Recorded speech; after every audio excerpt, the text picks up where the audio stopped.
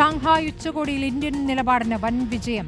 പെഹൽഗാം ആക്രമണത്തെ ഉച്ചകോടി ഒറ്റക്കെട്ടായി അപലപിച്ചു. പാക് പ്രധാനമന്ത്രിയെ വേദിയിലിരുത്തിയാണ് ഭീകരവാദത്തിനെതിരായ നിലപാട് മോദി വ്യക്തമാക്കിയത്. അതേസമയം ചൈനയ്ക്ക് മുന്നിൽ ഇന്ത്യ തലകുനിച്ചു എന്നായിരുന്നു കോൺഗ്രസിന്റെ വിമർശനം. തിയാൻജിലെ ഷാങ്ഹായ് ഉച്ചകോടിയിൽ ഭീകരവാദത്തിന് എതിരായ നിലപാട് ലോകത്തോട് വിളിച്ചു പറഞ്ഞ് പ്രധാനമന്ത്രി നരേന്ദ്രമോദി. ഇന്ത്യ ഭീകരവാദത്തിന്റെ ഇരയാണ്.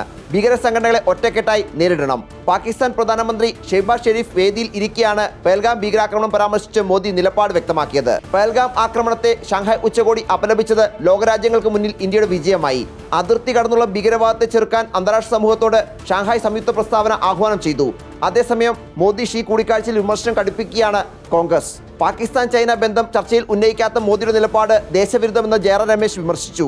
തീരുവകൾ നിയമവിരുദ്ധമാണെന്ന് ഫെഡറൽ അപ്പീൽ കോടതി വിധി വന്നതിന് പിന്നാലെ താരിഫുകളും നികുതികളും ഇല്ലെങ്കിൽ അമേരിക്ക നാശത്തിലേക്ക് നീങ്ങും എന്ന് ട്രംപ് മുന്നറിയിപ്പ് നൽകി.